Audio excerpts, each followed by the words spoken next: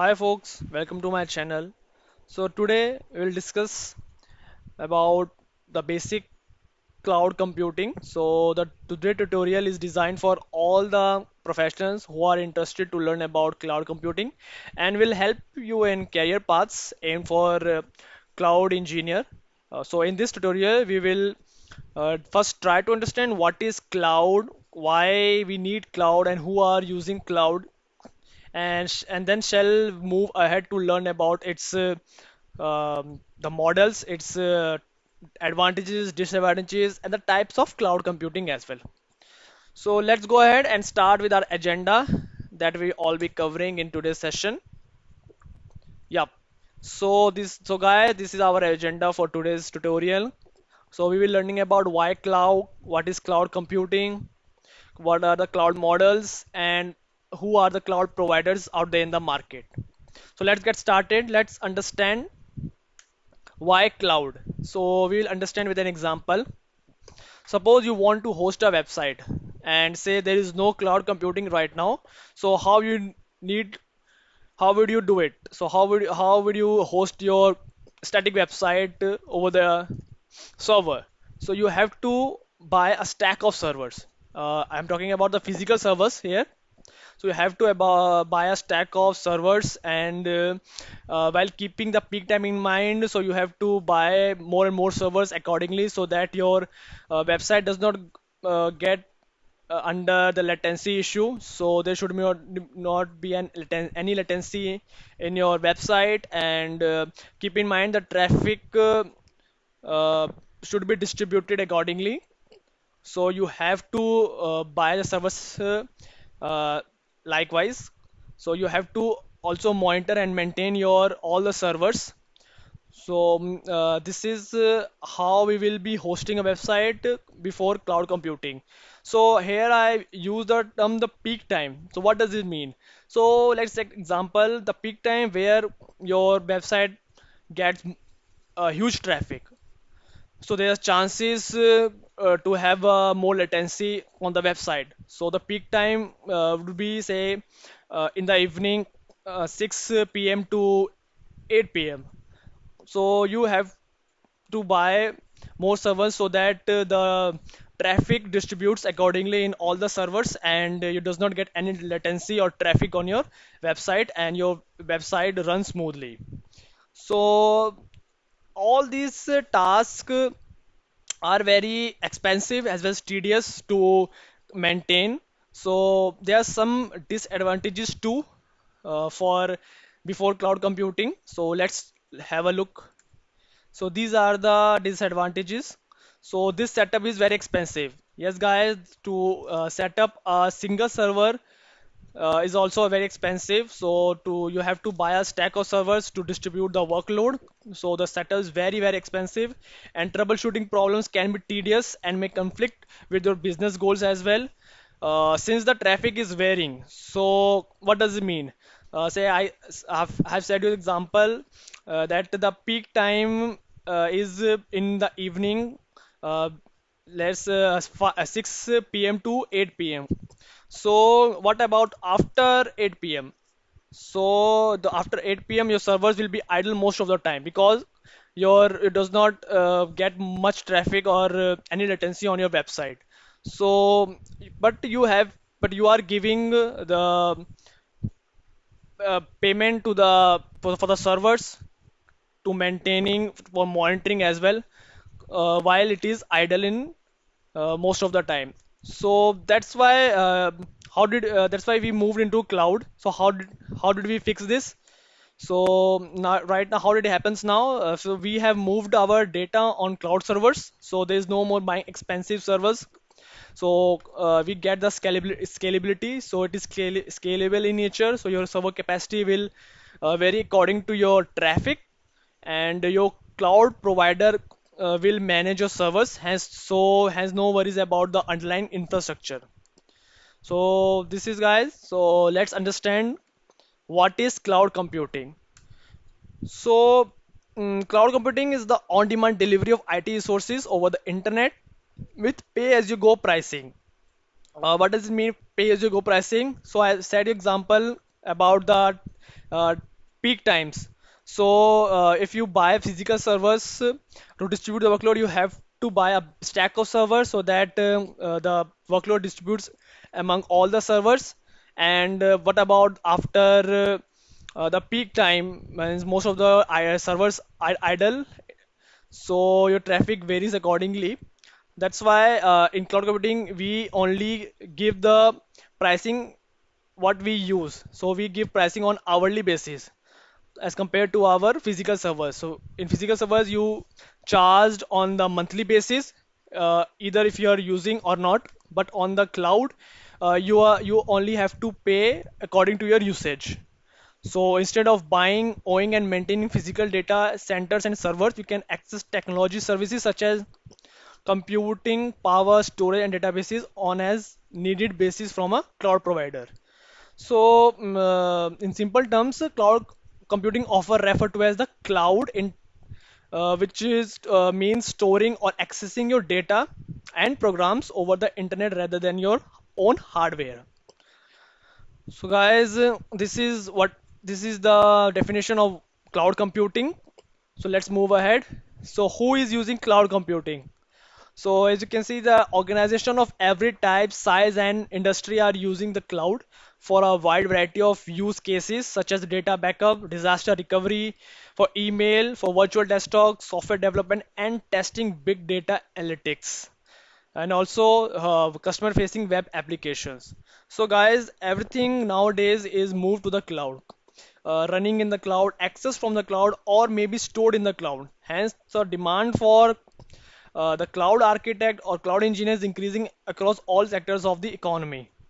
So the question arises here is, where exactly is this cloud? So to answer this question, in this what is cloud computing block? So it is somewhere at the other end of your internet connection where you store your files and can be accessed from anywhere in the world. So this could be a big deal for you, so primarily because of few reasons. So let's say you do not have to maintain or administer any infrastructure for the same. So it will never run out of capacity since it is virtually infinite. So you can access your cloud-based applications from anywhere. Just only you just need a device which can connect to the internet. So here I've taken an example. Let's say healthcare companies are using the cloud to develop more personalized treatments for their patients, and even the financial services companies are using the cloud to power real fraud detection and preventions. So as I said, so the cloud is everywhere. Everything is moved into cloud. So everything is running in the cloud and everything is stored in the cloud. So as a cloud platform is very huge. So I hope you have got some idea about what is cloud and how the organization and even your enterprise customers or small business customers are using the cloud platform for their deployment of services. So let's move ahead and take the benefits of cloud computing. So the here I have taken example as agility. What does it mean? So your cloud is agile in nature. What does it mean? The cloud gives you easy access to broad range of technologies so that you can innovate faster and build nearly anything that you can imagine. So you can quickly spin up resources as you need them from infrastructure services such as compute, storage, and databases to the Internet of Things and much more. So there's a also we have increases speed and agility as well. So in cloud computing environment, so new IT resources are only a click away. What does mean? Which means that you reduce the time to make those resources available to your developers from weeks to just minutes. So this results in a dramatic increase in agility for the organization since the cost and time it takes to experiment and develop is significantly lower. So let's take an example to more understand about the cloud computing. So it is also elastic in nature. What does it mean? With cloud computing, you don't have to over provision resources upfront to handle peak levels of business activity in the future. So you can scale these resources up or down to instantly to grow and shrink capacity as your business needs changes. So what does it mean? Well, means you can scale automatically according to your business need, or according to your organization goals. You can scale your server scale up and down according to the needs. If you, for example, if I had given the example of the website hosting. So if as example the peak time you need more servers because the traffic is too high and it has a huge latency over the website, so you need more servers to tackle it so that the workload distributes among all the servers accordingly to reduce the latency and huge traffic. So you can and after the peak time you can scale down your server to reduce the cost as well. So this is how it is elasticity. So let's go move ahead. Yeah. So it has cost savings. It's more and more cost savings. So the cloud allows you to trade capital expenses such as data centers and physical servers for variable expenses and only pay for it as you consume it. Plus, the variable expenses are much lower than what you would pay to do it yourself because of the economies of scale. So guys, the trade capital expense for variable expense is also very low. It means instead of having to invest heavily in data centers and servers before you know how you are going to use them, you can pay only when you consume computing resources and pay only for how much you consume. So there are lots cost savings in it. So let's take an example. Yeah, globally in minutes. What does it mean? So it easily deploy your applications in multiple regions around the world with just a few clicks. This means you can provide low latency and a better experience for your customers at minimal cost. Yes, guys, it has very benefit. The cloud computing has lots benefits. So you can think about how the cloud is growing these days. So it has very huge platform. So let's go ahead and look after the types of cloud computing, or you can say the cloud models. So what are those? Let's have a look. So cloud computing or the cloud models are divided into two categories. The first one is deployment model and the second is service model. So let's understand each model in detail.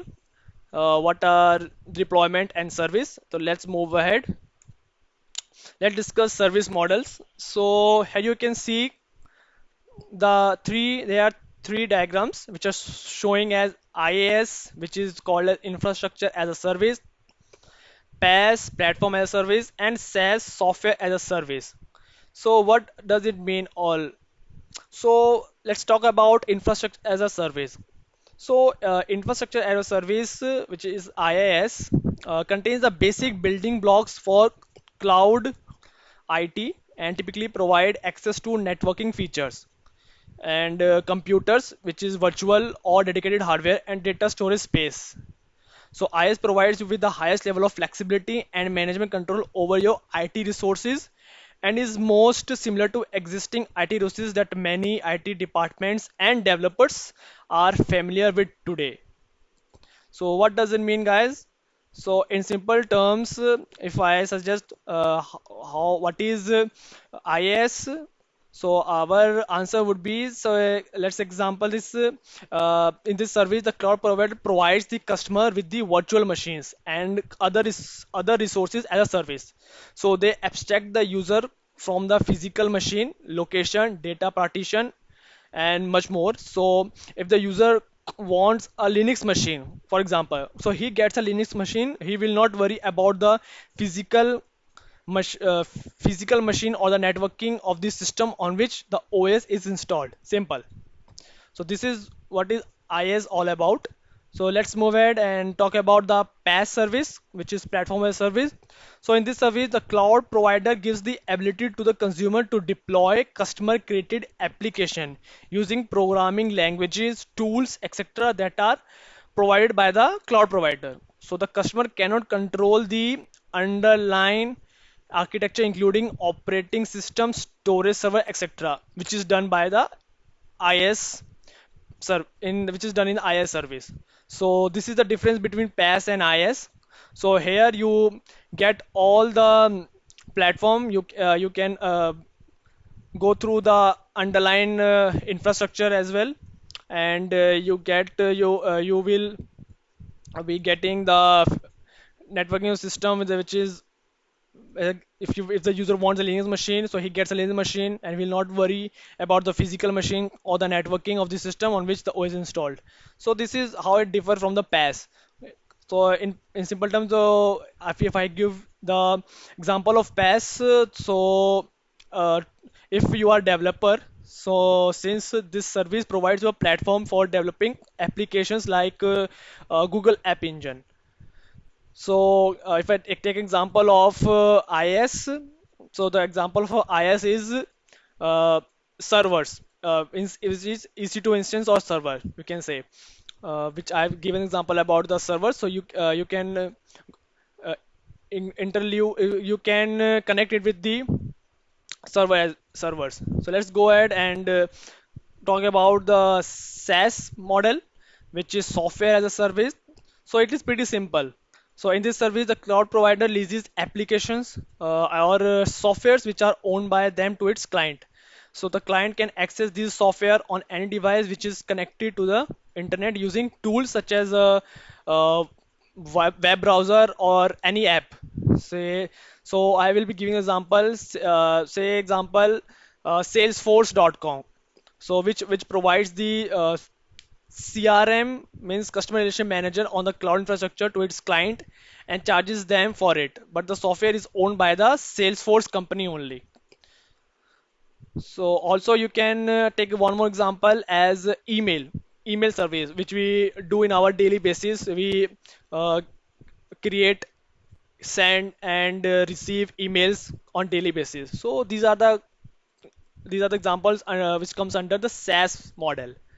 So hope you understand the difference between all these threes. So let's move ahead and look the differences between all these. So this table only summarizes the difference between the three models, which is IaaS, uh, PaaS, and the SaaS. So let's take the difference. So this is showing as this on-prem package software. So this is an on-prem your you can say on-prem center, on-prem data center. So here you have to manage everything. Here you have to manage networking, storage, servers, virtualization, OS, middleware, runtime, data, application, everything. So there you have to manage by on your own. Then when you move into cloud, you get the services as IaaS, where you will only managing the OS part, middleware, runtime, data, and application, and rest is managed by the vendor. And if you take in as a platform service, so you have to manage only data and application part. Now, and the rest underlying infrastructure will be managed by the vendor. Now let's go on software service. So you will be getting a software or application by the vendor. So you only to use the software and according to your requirements. That's it. So you do not to worry about the underlying infrastructures, which include the networking, storage, server, virtualization, OS, middleware, runtime, data, or applications. So these diagram below summarizes the differentiation between all the service models. So we now know about the service models. Once you offer a service, next comes deployment. Let's now discuss the deployment models. So in development, we have public cloud, hybrid cloud, and private cloud. So let's discuss each one by one.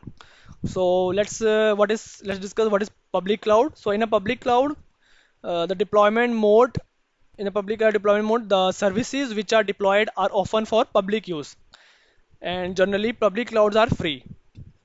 Means public cloud services are free. Technically, there may be no difference between a public cloud and a private cloud. but the security parameters are very different since the public cloud is accessible by anyone. So there is more risk factor involved with the same. When you compare with the private cloud, a private cloud is operated solely for a single organization. So it can be done by the same organization or a third party organization. But usually the costs are higher when you are using your own cloud, since the hardware would be updated periodically. Security also has to be kept in check, and since new threats come every day, guys. So, what is hybrid cloud then? So, hybrid cloud consists the functionalities of both private as well as public cloud. How? So, let's understand through and simple example. Suppose there is a research company. So, they would have some published data and also data which would still be in research phase. So, now think which is still in research should be kept confidential, right? So though your cloud provider may have state of art security features, but then it is still open to public, therefore prone to cyber attacks. So to address the risk, you can keep the data still being worked on in your company servers whose access is controlled by the company and your published data on the public platform. This type of arrangement would be a hybrid cloud. So I think by now you must have a fair idea about what is cloud computing and what are the models, what are the advantages, disadvantages, and what are the benefits of using cloud. So let's go ahead and just take another slide, which is our cloud providers. So, guys, this is our cloud providers out there in the market. So there are lots of providers out there. These are some of the names, which is Microsoft Azure, VMware, Amazon Web Services, Google Cloud Platform, Rackspace, Software Layer, and much more.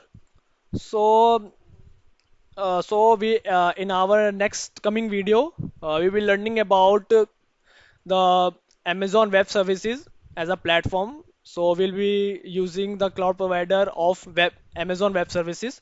So thank you guys. This is that's it. So go and study, and if you face any issue or any have any doubt, please comment in the comment section box. I will help you.